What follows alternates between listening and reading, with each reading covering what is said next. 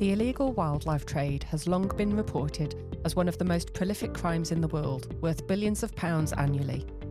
Images of elephant and rhino poaching for ivory might be amongst the first which spring to mind when you hear of the term. But many other species are similarly overexploited, such as birds of prey, and you might be surprised to hear, eels. The UK Financial Intelligence Unit has a national remit to analyse information on economic crime received through suspicious activity reports. This is the Financial Intelligence Podcast, brought to you by the UK FIU. In this two-part special, we will be discussing the international impacts of the illegal wildlife trade, or IWT as you will hear it referred to, and the predicate crimes which go hand in hand with it, from organised crime to money laundering. Hello, and welcome to this episode of the Financial Intelligence Podcast. I'm Michelle Bakewell, a senior officer in the UK FIU and your host for today. Joining me are Investigative Support Officer Ian Guilford from the National Wildlife Crime Unit, or NWCU, and all the way from Canada, Deputy Director of Intelligence Barry McKillop from the Financial Transactions and Reports Analysis Centre of Canada, otherwise known as FINTRAC. Ian, if I may come to you first, can you briefly explain what the remit of the NWCU is? Yes, the unit is what we call a police support unit. It's got UK coverage as far as Scotland, Wales, England and Northern Ireland. It's a small unit. There's only 22 or 20 staff members, made up of analysts, intelligence officers, investigative support officers, and we've also got 2 detective constables and a detective sergeant now seconded to the unit. So we've grown over the last few years, but our primary aim is to liaise between agencies and support the UK police forces in the investigation of wildlife crime. Thank you. And Barry, what role does FINTRAC play in the fight against the illegal wildlife trade? Well, FINTRAC is actually Canada's FIU, so we're the Financial Intelligence Unit. And I know that the audience probably knows exactly what an FIU does, but a little different than many in the world. FINTRAC is actually, we're an arm's length independent agency, so we're independent, although we report to the Canadian Parliament through the Minister of Finance. But different than probably most FIUs in the world, the law enforcement community doesn't have direct access to our database. So FINTRAC really does exist to do 2 things. One is we do supervision, so we do the compliance. We're the regulator for anti-money laundering, anti-terrorist financing activities in Canada.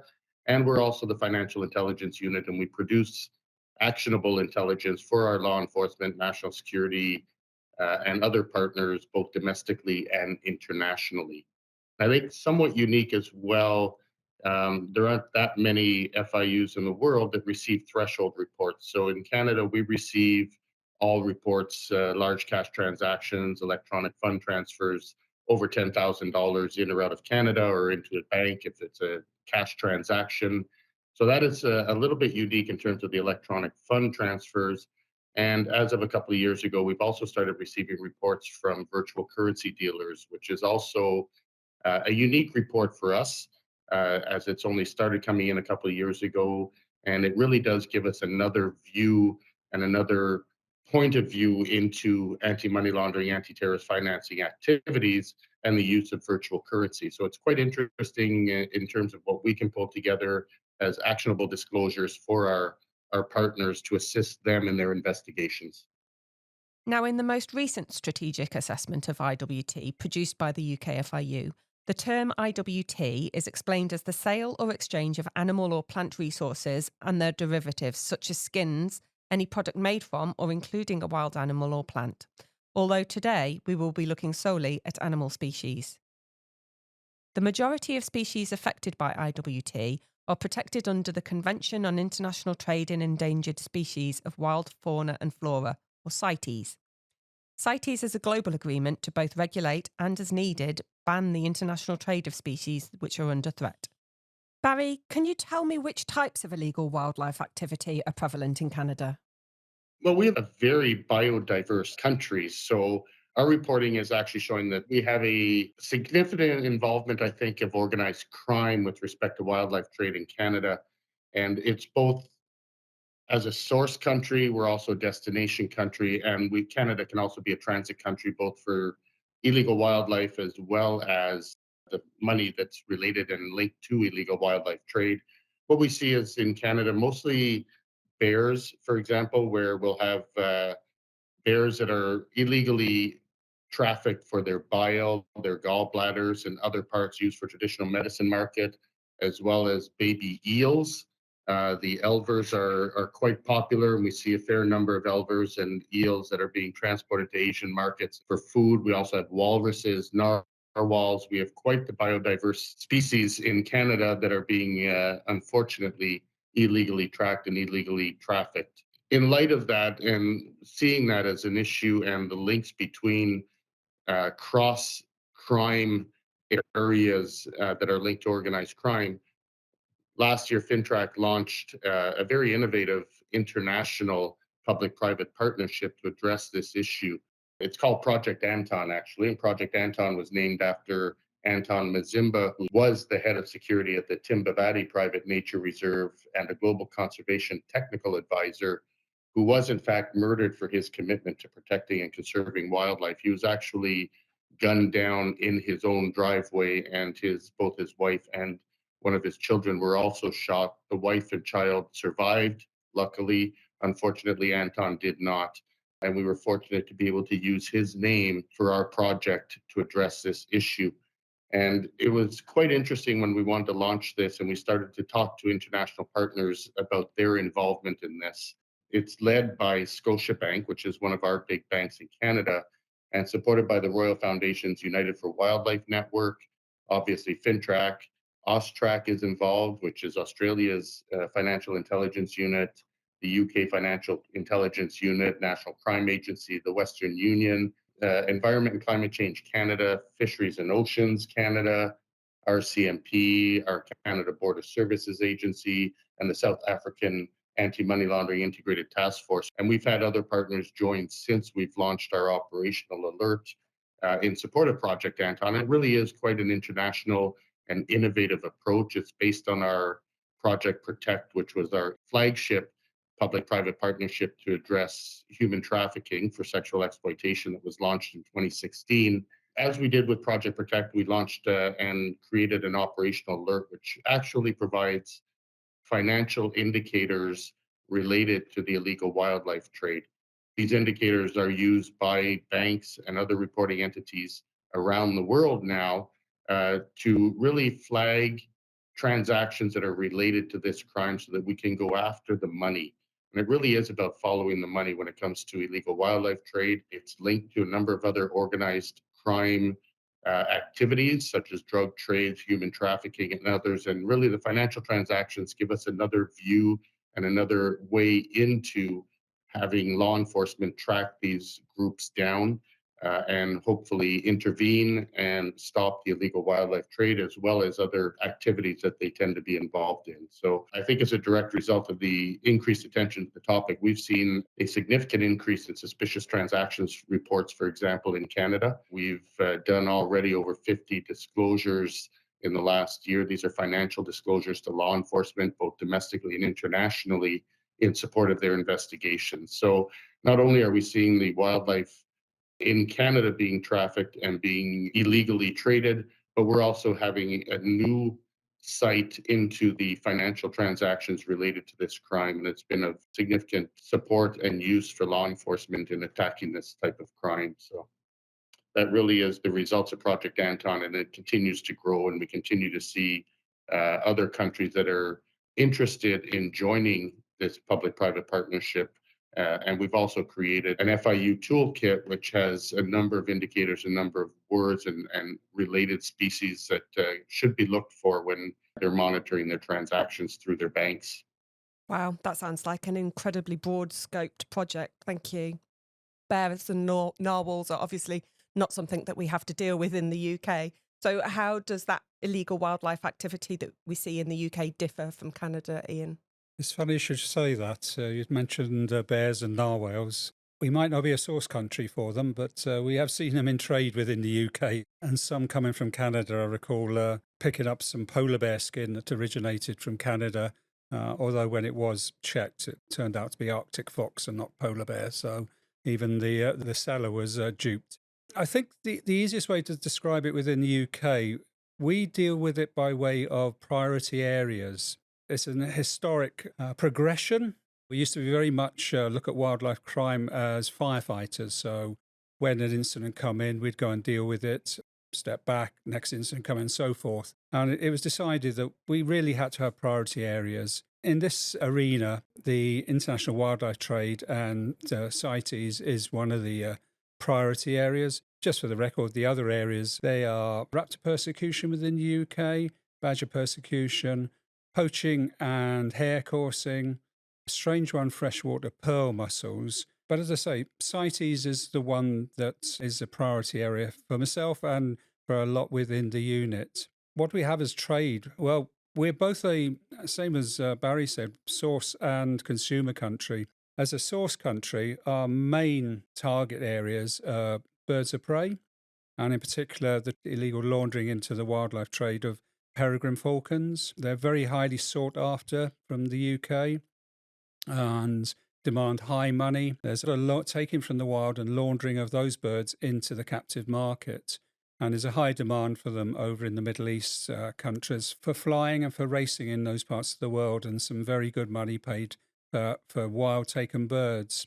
Wild-taken birds have got, will be a sought-after bird because they will fly faster than maybe a captive-bred bird. So if they can get a wild source bird, they'll pay good money for it. So straight away you can see the financial side of it kicking in. The other big issue for ourselves in the UK is the glass eel trade. And whenever we mention eels, people sort of look at you and think, what are we talking about? And I remember Barry mentioned it earlier. The glass eel trade is a multi-million-pound criminal network involved in that trade, primarily trying to source the demand for it in the Asian markets, and in particular in China, who are the source countries and require our glass eels, European eels from both the UK and other parts of Europe to stock their fish farms. So those are the two main areas I would describe as prevalent within the UK. We have got a risk strategy, and we score the risk in relation to the species involved. So we've got a high risk being the peregrine and the glass eel. And as we move down, we've got then looking at the trade in timber and reptiles, where we are a consumer country. We won't be a supplier. So it's the reptiles, live reptiles and derivatives from reptiles. And also the timber market coming in as a medium risk has been scored within UK. And then moving down the lower risk, we're looking at beauty and health products, medicines, so diet pills coming in full of cacti ingredients, aloe vera coming in. All of these are CITES protected species and often getting seized at the border because they've got no paperwork coming in. Ivory used to be quite high up, but since the Ivory Act came into play within the UK, we've seen a drop in the trade in ivory. But what we do say is a trade in both live species and parts and derivatives. So it's, as I said, within the reptile trade, you can look at live reptiles coming into the UK, being either brought in smuggling or being brought in with false paperwork. And then you've got the issue in relation to like crocodile skin wallets and watch straps, which are regularly being seized on the border, and those are coming in. So that really is what the trade is. As I say, we're a mix between a source country for those two that I mentioned, but primarily we're a consumer country. We buy from the rest of the world. That's incredible. I had absolutely no idea that there were such differences between peregrine falcons bred in captivity against those that are wild. And it's nice to hear that your unit is being more proactive rather than reactive now. Can you tell me what impact the illegal wildlife trade has environmentally and economically in the UK? Well, if you go back to the peregrine falcon straight away, these species are listed on CITES for a reason, and the reason being that its commerciality is going to affect the population of that species, and it's exactly the same as the European eel. So any illegal trading without permits cannot be controlled, and that means that there's going to be a drop in the population. It will threaten that population's survival in the wild. Economically, well, our big issue is that we've got a lot of legal trade taking place, and it's trying to find, and perhaps we come back to this, but trying to find the illegal trade which is being masked by the legal trade. When you're saying that, the effect that can have is you've got some very good legal traders who will comply with the legislation and comply with the rules that are out there and the laws that are out there. And the illegal trade is affecting their commerciality at the end of the day. They're carrying out illegal trade, they've got a business, and that illegal trade will have a knock-on effect for them. Obviously, not within our remit, but we got to look at the fact that if the items are being smuggled out, they're not going out with the correct paperwork or documentation. There's a loss of revenue for the UK. It's not being picked up on the border, and it's something I think the unit is very conscious of at the moment. Very keen to sort of engage on the financial investigation side of matters. Before we just deal with the criminality as it's an offence, that's it. We're going to deal with that offence, whichever offence it is, and leave it at that. But now we will try and run a financial investigation alongside the criminal investigation. So it's literally, as the saying goes, follow the money. And I think we're much more aware of that because of the risks to the UK economy of any illegal acts is going to affect the UK economy. Wildlife crime is no different when you see the scale of it. And Barry, are the economic and environmental impacts similar for Canada? They are actually. I mean, as Ian mentioned, the crossover and the challenges between the legal and illegal trade, and as Ian was talking about the eels in Canada, the illegal trading and poaching of eels actually led to the legal fishing being shut down for a while last year in two of our major eastern provinces, which obviously affects the well-being and the livelihood of those legal people that are fishing eels. And it had a significant impact both on the local economy as well as on individuals. And we also saw a fair amount of violent assaults, theft, and significant property damage that were linked to the illegal trade at that point, which led to the shutdown. We're also, I mean, Canada, we derive millions, I think, from ecotourism every year. That's certainly not in my remit in terms of how much tourist money we bring in. But anything that threatens the biodiversity of Canada, threatens some of our iconic Canadian species by targeting them or their food supplies, is going to have an impact on Canadians. It will have an impact on our revenue that comes into Canada, as well as individuals who make a legal living with respect to wildlife and maintaining their habitats and so forth. And we've also seen illegal wildlife trade that can have serious public health implications as well. And I think Ian can speak to this as well, the crossover between contact with humans and wildlife outside of their nature habit due to illegal wildlife trade. It significantly increases the risk for animal to human transmission of infectious diseases, for example. And we've seen the world go through something like that very recently. And unfortunately, if this trade, as this trade continues and as it broadens, the impact is going to continue as well. And we're going to see more and more diseases likely that are crossing between animals and humans. And perhaps less prevalent, perhaps, or less visual in Canada and the UK, but certainly in developing economies in the global south, for example, the corruption that tends to accompany the illegal wildlife trade has a significant impact on the stability of countries and the stability of world trade generally. There is really no illegal wildlife trade without corruption. And it happens across the board from A to Z when it comes to the illegal wildlife trade. And trying to address that, I think, is also a significant challenge, both economically as well as socially. So the impacts are very far-reaching. It's not just losing an elephant or just losing a bear. The impacts are much, much broader than that, whether it's in Canada or globally. Thank you both. This has been a very insightful first part introduction to the illegal wildlife trade.